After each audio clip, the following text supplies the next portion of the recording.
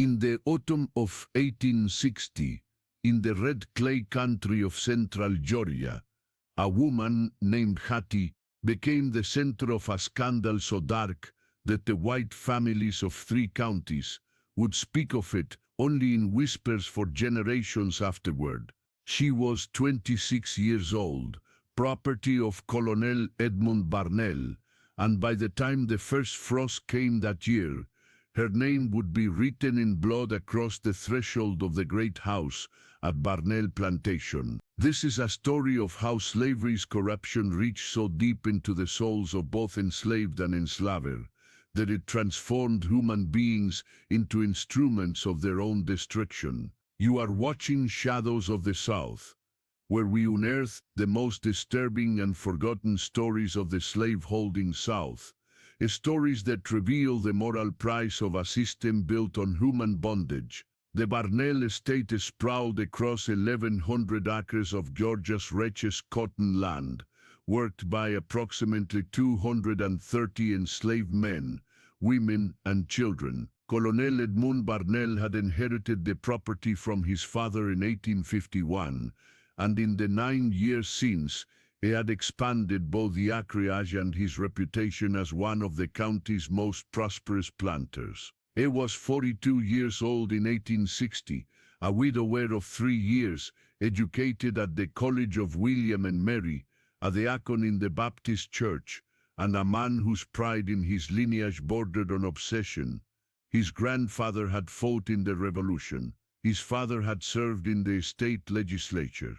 Edmund Barnell considered himself not merely a planter, but a custodian of Southern civilization itself, a steward of order in a world he believed was ordained by Providence and structured by natural law. The great house stood on a rise overlooking the cotton fields, a 2-story structure of white-painted wood with 6 columns across the front and a wide veranda that caught the evening breeze. Inside, the rooms were furnished with mahogany imported from the Caribbean, with Brussels carpets and crystal chandeliers brought up from Savannah. Colonel Barnell's late wife, Catherine, had died in childbirth in 1857, taking with her the stillborn son who would have carried forward the Barnell name.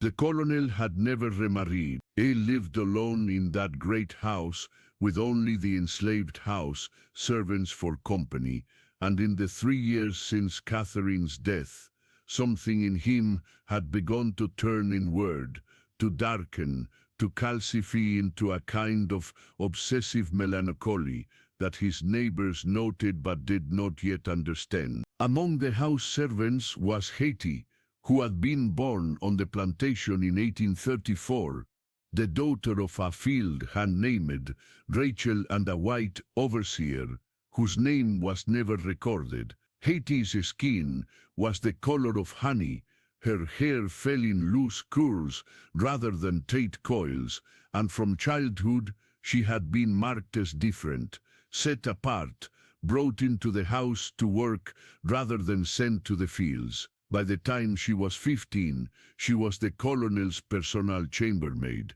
By the time she was 20, after Catherine Barnell's death, she had become something else entirely, something without a proper name in polite society, though everyone understood what it meant when a widowed master kept a young, enslaved woman in a room adjacent to his own. The other enslaved people who worked in the great house knew Hattie's position and regarded her with a complicated mixture of sympathy, resentment, and fear.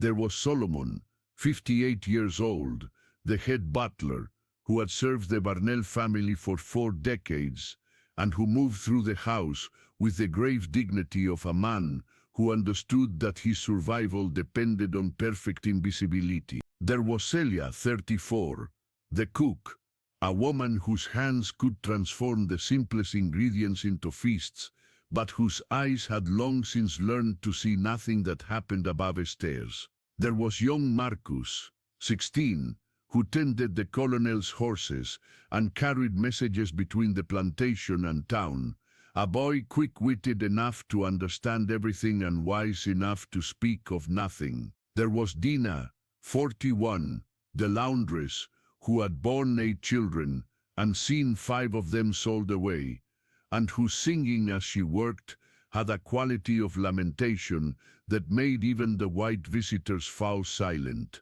And there was Patience, 19, Hattie's closest companion among the house servants, a girl with intelligent eyes and a gift for reading the moods of white people that had kept her alive through situations that might have destroyed someone less perceptive. In the summer of 1860, something shifted in the household. Colonel Barnell had grown increasingly withdrawn, spending long hours in his study with the door closed, emerging only for meals that he ate in silence. His correspondence had increased. Letters arrived from Charleston, from Richmond, from Montgomery. The talk was all of secession now, of northern aggression, of the need to preserve the southern way of life. But those who knew the colonel well understood that his melancholy had deeper roots than politics.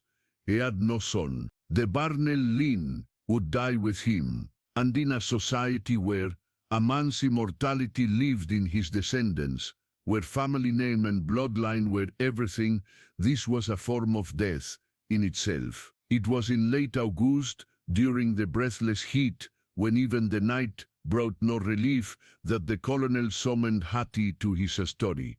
The room smelled of pipe tobacco and old leather, of the foxed pages of law books and account ledgers. He sat behind his father's desk, a glass of bourbon beside him, and when Hattie entered, he did not look at her directly, but rather at some point beyond her shoulder, as if addressing a ghost. "You know I have no heir," he said. His voice was steady but strange, inflectionless. "The Barnell name will die. Everything my family built will pass to my cousin's children, people who have never set foot on this land, who do not understand what it means to hold such a trust." Hattie stood silent. She had learned long ago that the worst danger came not from a master's rage, but from his confessions, those moments when white people forgot the humanity of those who served them and spoke their darkest thoughts aloud, as if to themselves. "My wife is 3 years dead," the colonel continued. "He will not marry again. But a man may have a son without a wife, if circumstances permit it.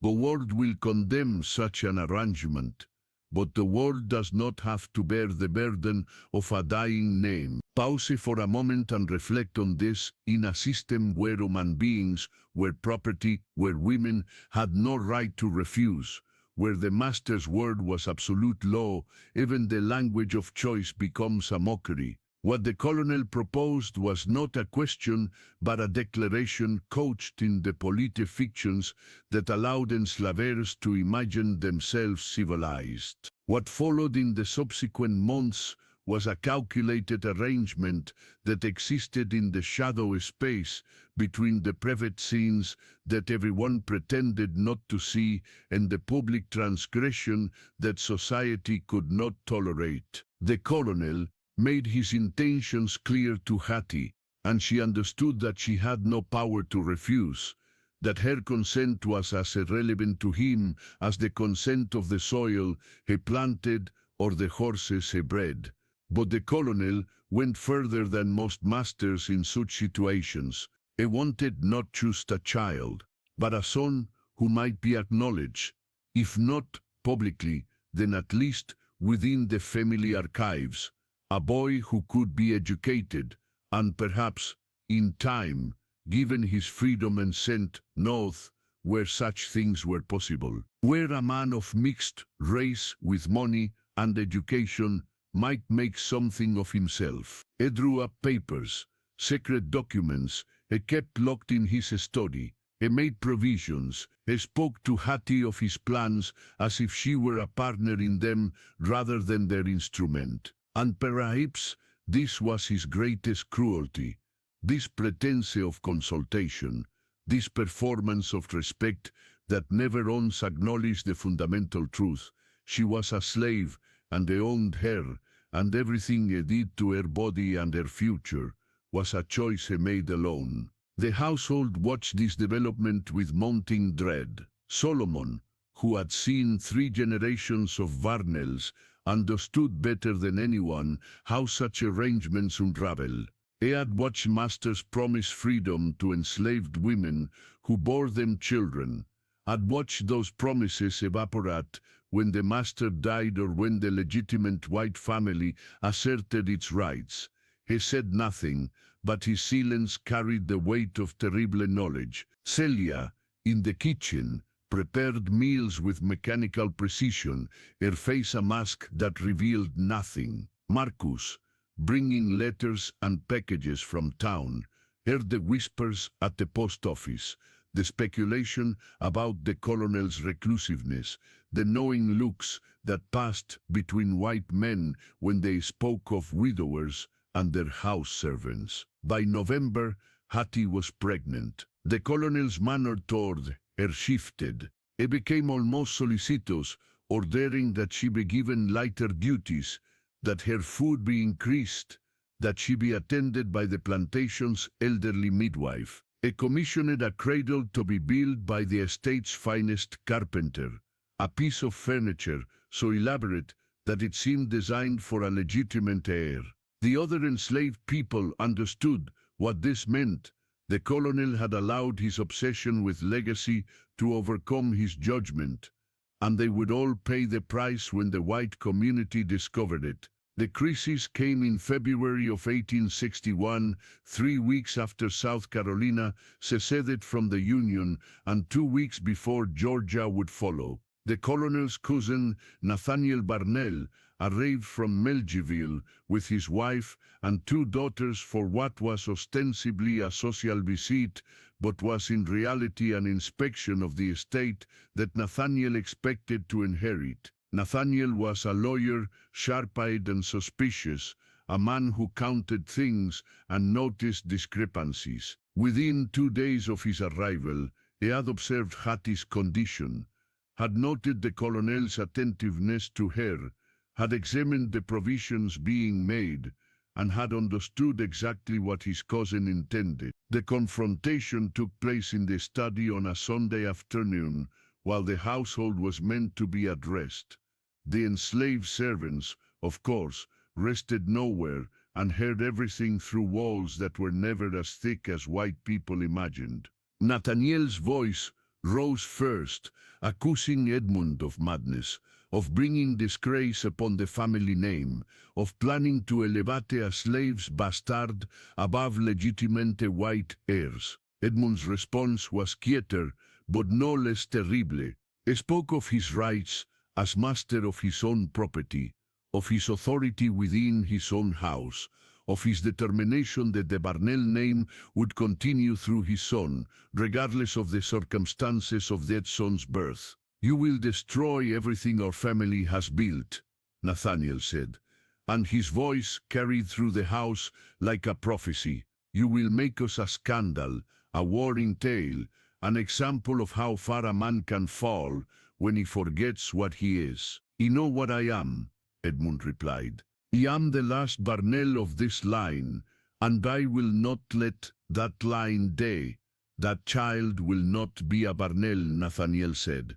"That child will be what it is, property, and when you die, which God willing will be soon if you continue in this madness, those child and its mother will be sold as part of the estate, and I will personally see to it that they are sent so far into the deep south that no word of them ever reaches Georgia again." In a world where even love was property and human beings were bought and sold like cattle, what possibility existed for mercy, for compassion, for anything resembling human dignity? Pause and consider how thoroughly slavery corrupted not just those who were enslaved, but those who enslaved, how it transformed every human relationship into a transaction of power, how it made monsters of men who might otherwise have lived as ordinary sinners rather than architects of damnation. That night, the household lay awake in the quarters, and in the small rooms behind the great house kitchen. No one spoke, but everyone understood that a crisis had arrived, and that their lives hung in the balance of whatever decision the colonel would make. Hattie remained in a room adjacent to the colonel's chamber, and through the walls, the other servants could hear his pacing, hour after hour, the creak of floorboards, as he walked the length of his room and back again. Solomon, in his small room behind the dining room, lay in darkness and prayed. He had lived 58 years as a slave, had survived the death of his parents, the sale of his siblings, the daily humiliations and casual cruelties that were the texture of his existence. He had survived by understanding exactly where the lines were drawn, by never crossing them, by becoming so perfect a servant that he seemed less a person than a function, a mechanism of the household. But he understood that what was unfolding now threatened all of them. When a master's obsession led him to violate the unwritten codes that governed the behavior of the planter class, when he threatened to elevate an enslaved woman and a mixed-race child above the stations that society demanded they occupy, he did not merely risk his own reputation, but endangered every enslaved person in his possession. The next morning, at first light, Marcus was sent to town with a message for Dr. Pemberton, the plantation's physician. By mid-morning, the doctor had arrived, a man of 65, with tired eyes, who had attended 3 generations of Varnells through births and deaths and everything between. He closeted himself with the colonel for over an hour, and when he emerged, his face was grave. He spoke briefly to Nathaniel Barnell, who had stayed at the plantation despite the previous day's confrontation, and then he departed, his carriage rattling down the drive toward the main road. What transpired in that meeting was never fully known, but the servants, with their extraordinary capacity for gathering information from fragments and silence, pieced together this much. Dr. Pemberton had urged the colonel to abandon his plans to send Hattie away before the child was born, to allow the situation to resolve itself quietly. Nathaniel had pressed the same case. They had appealed to Edmund's sense of family honor, to his standing in the community, to his place in the church. They had warned him that his behavior would be interpreted as a sign of mental instability, that people were already whispering that if he continued on this course, he would be ostracized, that his name would become a cautionary tale rather than a proud legacy. For 3 days the colonel remained in his study, taking his meals there, seeing no one except Solomon, who brought his trays and removed them later, the food mostly untouched. The house existed in a state of suspended dread. Celia burned a pot of rice, something she had not done in 20 years. Marcus dropped and shattered a oil lamp. Patience wept silently while folding linens, and when Dina asked her why, the girl could not say, could only shake her head and wipe her eyes. On the 4th day, February 18th, 1861, the colonel emerged from his study at dawn. He called Solomon to him and gave specific instructions. Hattie was to be brought to the study. Nathaniel was to be summoned from the guest room. Dr. Pemberton was to be sent for again, and a message was to be dispatched to Reverend Thaddeus Morland of the Baptist Church in town. If you find these stories valuable, if you believe that history's darkest chapters must be remembered and examined, please subscribe to Shadows of the South. These narratives are not easy to hear, but they are necessary to understanding the full weight of America's past and the ways that past continues to shape our present. When they gathered in the study that morning, the winter light coming thin through the windows, The colonel stood behind his desk with a strange formality, as if conducting some official proceeding. Hattie stood near the door, 7 months pregnant, her face carefully blank. Nathaniel sat in one of the leather chairs, his expression a mixture of contempt and impatience. Dr. Pemberton and Reverend Morland stood near the fireplace, both men uncomfortable, both understanding that they had been summoned to serve as witnesses to something, but not yet knowing what. The colonel spoke then, and what he said shocked even those who thought they had understood his intentions. He announced that he had prepared papers manumitting Hattie, granting her immediate freedom. He had made provisions for her support and that of the child she carried. He had arranged for her passage to Philadelphia, where she would live under an assumed name in a boarding house operated by Quakers who assisted freed people. The child would be educated there.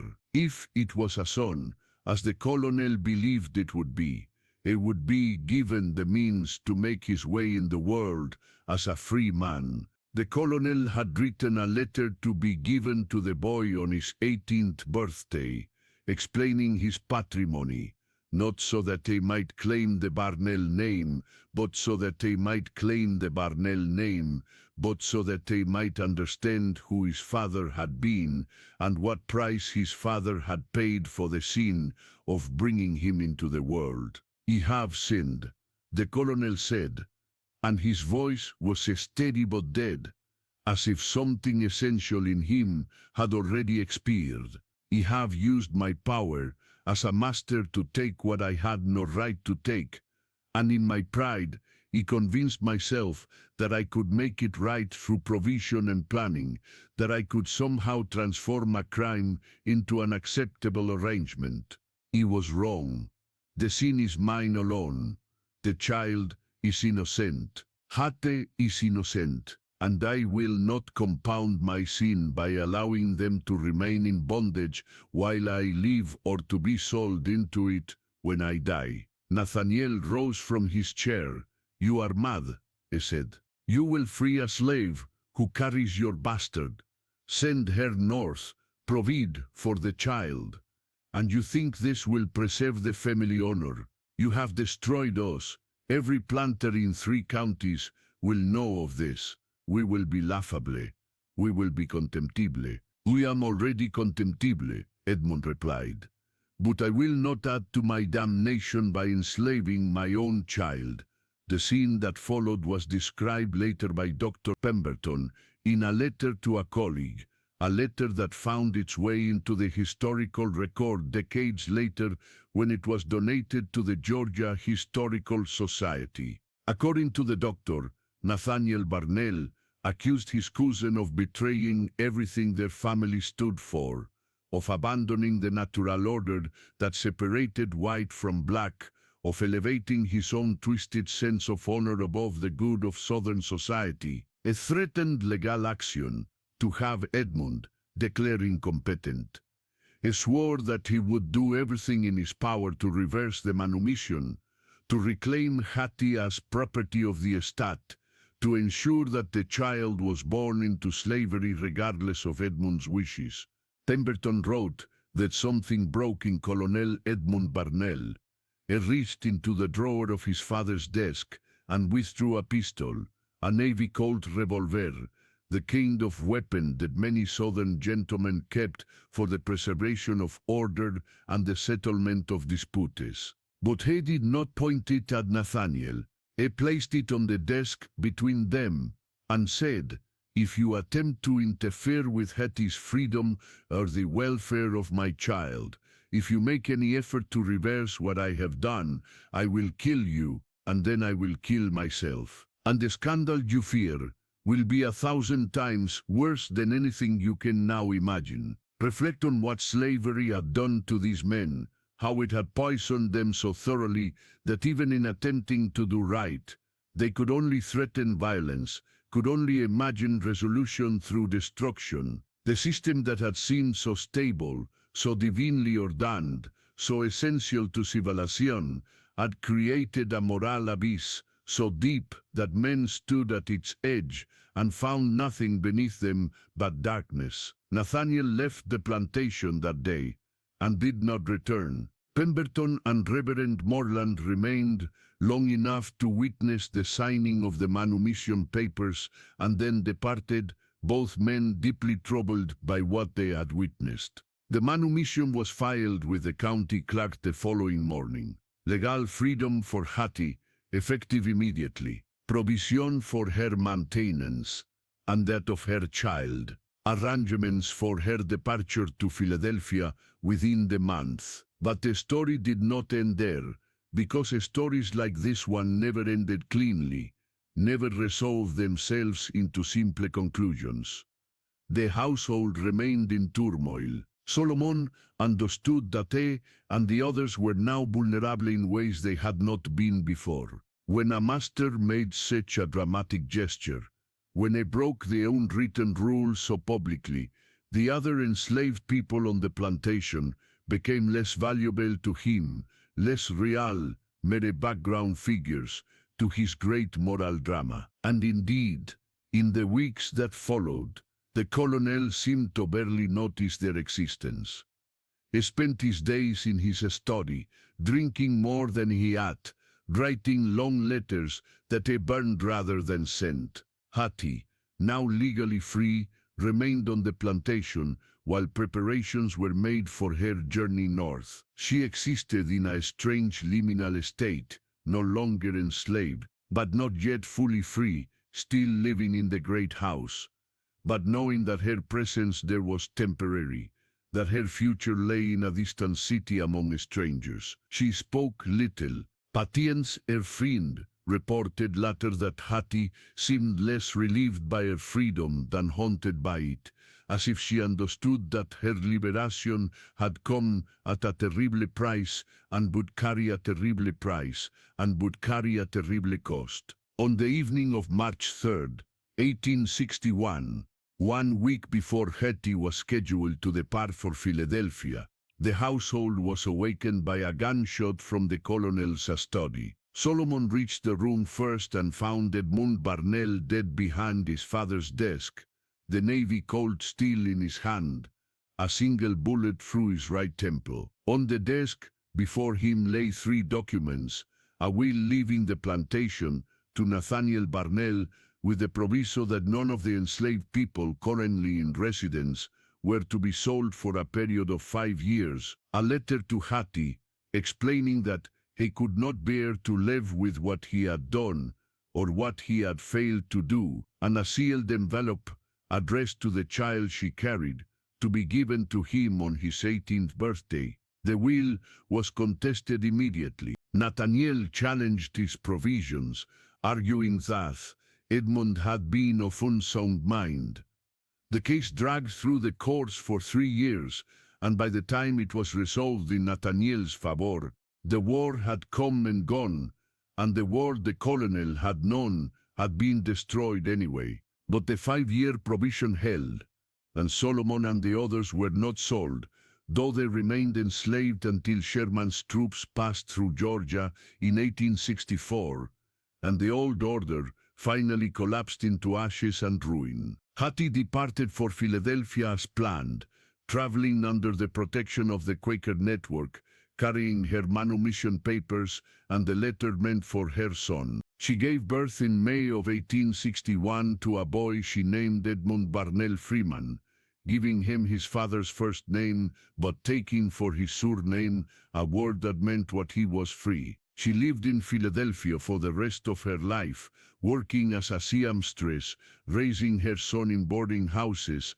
and small rented rooms, never speaking of Georgia or of the plantation or of how she had come by her freedom. Edmund Freeman grew to manhood, was educated at a school for colored children, learned a trade, married, had children of his own. He died in 1923 at the age of 61, a respectable working man, a member of his church, a man whose neighbors knew nothing of his origins. But he had read the letter. Had opened it on his 18th birthday in 1879, sitting in a small room in Philadelphia, while his mother watched from across the table, her face unreadable, and afterward had burned it, as she had known he would. Because what good could come from carrying such knowledge, from understanding that he was the child of rape, dressed up as romance, of power disguised as affection, that his very existence had driven his father to suicide and his mother into an exile from which she never truly returned. In Georgia, the story became a whispered scandal, a cautionary tale about what happened when masters forgot their place, when they allowed sentiment to overcome judgment, when they imagined that they could violate the natural order without consequence. The Barnell name persisted through Nathaniel's line, but it carried always a shadow, a stain, a memory of the cousin who had gone mad and killed himself over a slave woman. The house itself burned in 1867, whether by accident or design no one ever determined, and the land was eventually divided and sold. By the early 20th century, few people in the county remembered the Barnells at all, and those who did recalled them only vaguely, as one of many planter families that had risen and fallen in the great convulsion that ended slavery and the world it had created. But among the descendants of those who had been enslaved on the Barnell plantation, the story persisted in a different form. They remembered Hattie as a woman who had survived what no person should have to survive, who had borne what no person should have to bear, and who had taken her freedom when it was finally offered and made of it what she could. They remembered Colonel Edmund Barnell not as a tragic figure or a man destroyed by impossible moral choices, but as what he was, a man who had used his power to violate a woman who could not refuse him, and who, when confronted with the consequences of his actions, he had chosen to destroy himself, rather than live with what he had done. His suicide was not redemption. His provisions for Hattie and her child were not restitution. They were merely the final acts of a man who had discovered too late that there were some sins that could not be undone and some debts that could not be paid. These stories reveal the price of power, the corruption that slavery worked in the souls of both enslaved and enslaver, and the ways that one system of oppression poisoned every human relationship it touched. We tell them not to shock or to sensationalize, but to remember, to bear witness, to ensure that the full truth of slavery's horror is never forgotten or diminished. The American South was built on the backs of enslaved people, and the wealth and culture and civilization that white Southerners celebrated was purchased with suffering so immense that we have barely begun to reckon with it, even now, more than a century and a half after slavery's legal end. What happened to Hattie, of Georgia, and to Colonel Edmund Barnell was not an aberration, but a reflection of the fundamental logic of slavery itself, the reduction of human beings to property, the transformation of love into an object, the corruption of every intimate relationship by the absolute power of master over slave. In such a system, even attempted acts of conscience became forms of violence.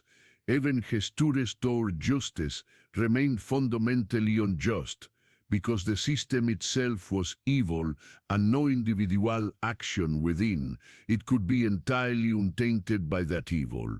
If these stories move you, if you believe that we must remember and examine the full truth of the past, in order to build a better future, share this story, comment with your reflections, and join us as we continue to uncover the buried narratives of the American South. These are hard stories to hear, but they are essential stories to tell, because only by facing the full horror of slavery can we begin to understand the depths of its legacy and the work still required to heal the wounds it left behind. Thank you for watching. shadows of the South. And remember that history is not just what we choose to remember, but what we have the courage to confront.